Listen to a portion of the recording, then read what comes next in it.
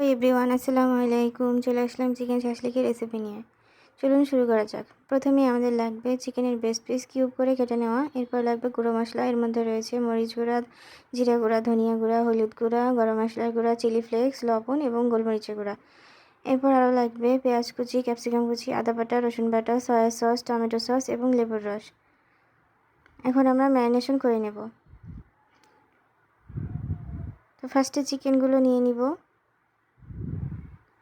এরপর গুঁড়ো মশলা অ্যাড করব। এরপর একে একে পেঁয়াজ কুচি, ক্যাপসিকাম কুচি অ্যাড করব।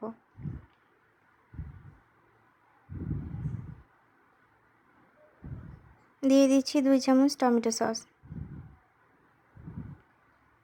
সয়া সস,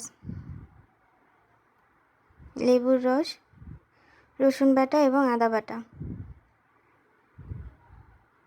এগুলো খুব ভালো মতো মিক্সড করব।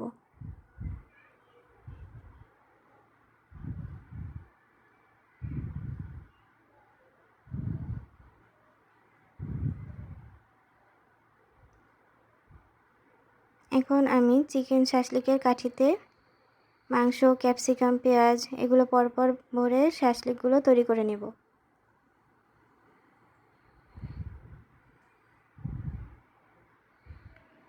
এরপর এগুলোকে ভাজার পালা। তো প্যানে সামান্য তেল নিতে হবে। এরপর শাসলিকগুলো দিয়ে দিব।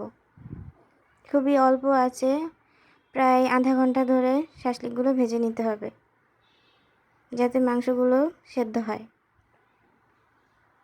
এবার উল্টিয়ে নিচ্ছি। একটা মশলা অ্যাড করব।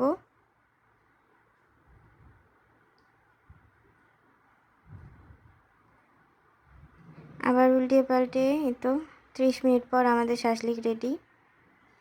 এই শাসলিক আপনারা নান অথবা পরোটার সাথে খেতে পারেন, তাহলে আরও ভালো লাগে খেতে। ভিডিওটি ভালো লেগে থাকলে আমার পেজে ফলো দিবেন। আল্লাহ হাফেজ।